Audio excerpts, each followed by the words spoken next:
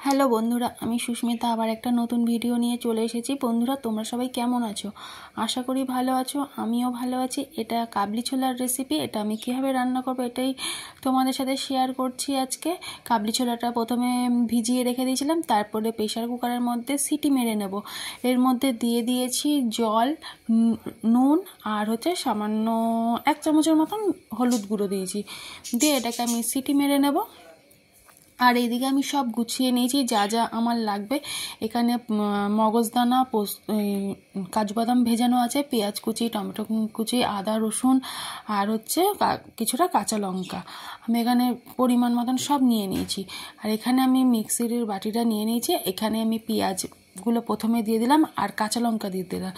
সব আমি আলাদা আলাদা করে পেস্ট করব। এখানে আমি সব পেস্ট করা হয়ে গেছে।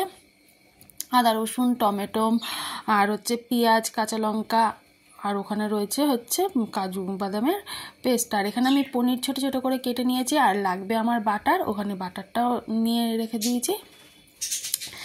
এইটা দিয়েই আজকে আমার রান্নাটা হবে।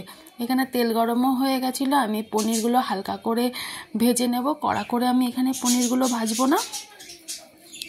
পনিরগুলো দিয়ে দিচ্ছি এক এক করে। দুবারে ভাজবো, একেবারে আমি সব কটা দিইনি, কারণ যদি লেগে যায় তো ওই জন্য। একবার আমি ভেজে তুলে নিয়েছি আর একবার আমি দিয়ে দিচ্ছি কড়াইয়ের মধ্যে।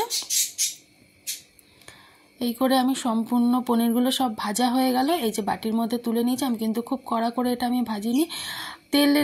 কড়াইতে তেল দিয়ে ওর মধ্যে শুকনো লঙ্কা, তেজপাতা, এলাচ, লবঙ্গ, দারচিনি ফোড়ন দিলাম। ফোড়ন দেওয়ার পরে একটু যেই ভাজা হবে ওর মধ্যে জিরের গুঁড়ো দিয়ে দিলাম 1 চামচের মতন। মশলাটাকে একটু নাড়িয়ে নেবো। এটা লো ফ্লেমে রেখেছি, খুব হাই ফ্লেমে দেইনি। ভালো করে এটা নাড়িয়ে নিচ্ছি। নাড়ানোর পরে আমি যে এখানে পেস্টগুলো করে রেখে দিয়েছিলাম কাঁচা লঙ্কা আর পেঁয়াজের, প্রথমে পেঁয়াজ বাটাটা দিয়ে দিচ্ছি। পেঁয়াজ বাটাটা দিয়ে একটু ভালো করে নাড়াতে হবে। পেঁয়াজের যে একটা গন্ধ সেটা যেন চলে যায়, নইলে কাঁচা একটা গন্ধ থাকলে ভালো লাগে না সেটা। এই যে ভালো করে আমি পেঁয়াজটাকে এবারে ভেজে নেব। তার উপর দিয়ে আমি কটা কাঁচা লঙ্কা দিয়ে দিয়েছিলাম গোটা। আর তারপরে দিয়ে দিলাম টমেটো পেস্টটা দিয়ে এবারে ভালো করে আমি এটাকে নাড়াচাড়া করে নেব।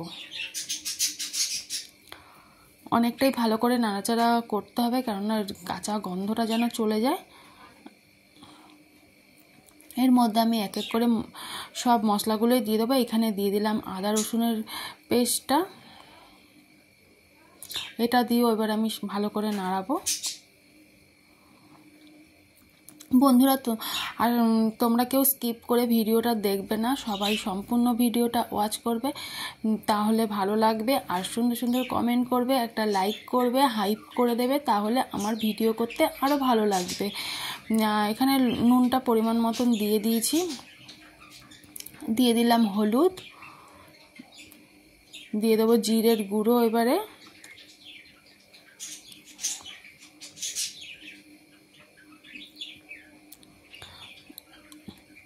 আমার এখানে জিরে আর ধনের গুঁড়ো একসাথে মিক্স করা আছে, ওইভাবেই আমি বাড়িতে মিক্সিয়ে রেখে দিই, আলাদা করে রাখি না। আর একটু দেব লঙ্কার গুঁড়ো।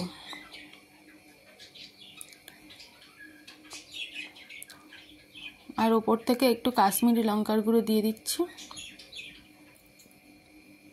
এবারে ভালো করে একটু নাড়াচাড়া করে নেব।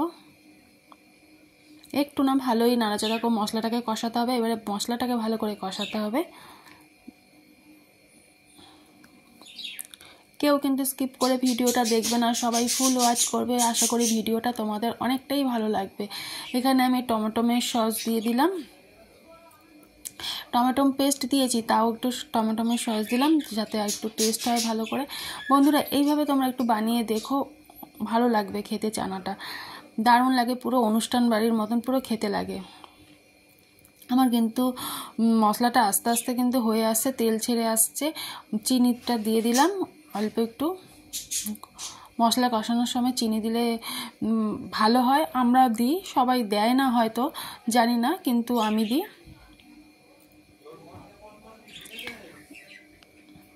ভালো করে নাড়াচাড়া করে নিচ্ছি। খুব সুন্দর কিন্তু খেতে লাগে এইটা। উপর থেকে যে কাজু বাদাম পেস্টটা করে রেখে দিয়েছিলাম, কাজু আর মগজদানা, ওটা দিয়ে দিলাম। দিয়ে আবার ভালো করে নাড়াচাড়া করব।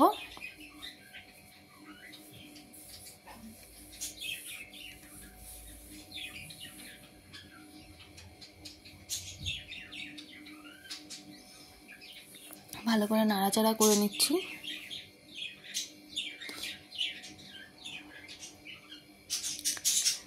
কেমন হয়েছে বন্ধুরা অবশ্যই কিন্তু তোমরা কমেন্টের মাধ্যমে আমাকে জানাবে। এখান থেকে আমি দিয়ে দিচ্ছি হচ্ছে চানার যে মশলাটা পাওয়া যায়, ওই মশলাটা উপর থেকে দিয়ে দিলাম।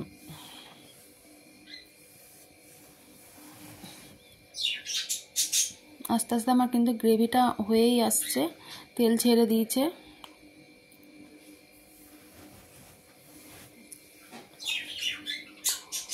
এবারে আমি চানাগুলো যে সিদ্ধ করে রেখে দিয়েছিলাম, কাবলি ছোলাগুলো, ওইগুলো আমি দিয়ে দিচ্ছি।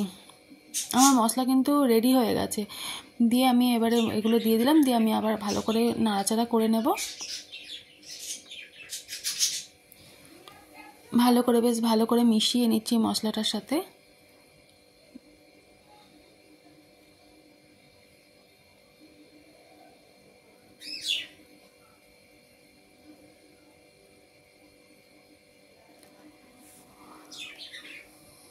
ভালো করে নাড়িয়ে নিচ্ছি।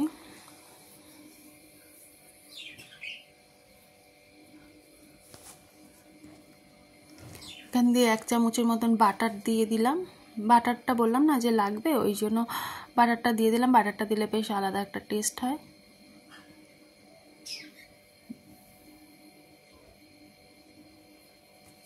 ভালো করে আবার নাড়িয়ে নিচ্ছি। হেভি বন্ধুরা, দারুণ কিন্তু টেস্ট হয়েছিল। একবার শুধু এই রকম করে একবার বানিয়ে দেখবে বন্ধুরা, সত্যি বলছি খুব সুন্দর হয়েছিল খেতে। পুরো অনুষ্ঠান বাড়ির মতন খেতে লাগছিল। লুচি পরোটা সবার সাথেই এটা খেতে ভালো লাগবে।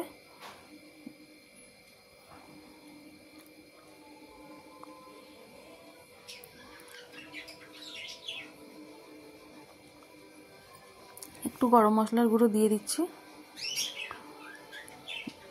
দিয়ে আবার ভালো করে একটু নাড়াচাড়া করে নিলাম।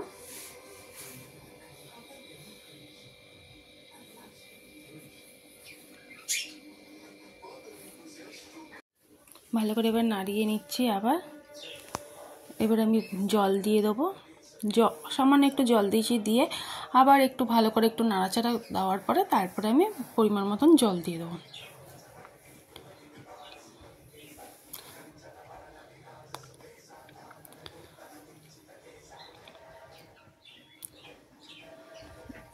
ভালো করে একটু নাড়াচাড়া করে নিচ্ছি। বন্ধুরা তোমরা যদি নতুন হয়ে ভিডিওটা দেখো, প্লিজ আমার চ্যানেলটাকে সাবস্ক্রাইব করে দেবে। আর যারা পুরনো আছে আমার ভিডিওটাকে লাইক কমেন্ট শেয়ার করে সুন্দর করে একটা কমেন্ট করে দেবে।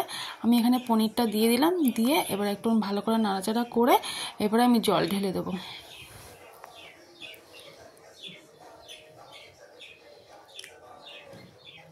কেউ কিন্তু ভিডিওটা স্কিপ করে একদম দেখবে না, পুরো ভিডিওটা ওয়াচ করবে। ওই যে আমি এবার জলটা দিয়ে দিলাম। দিয়ে এবারে আমার রেডি হয়ে যাবে পুরো অনুষ্ঠান বাড়ির মতন চানা মশলা।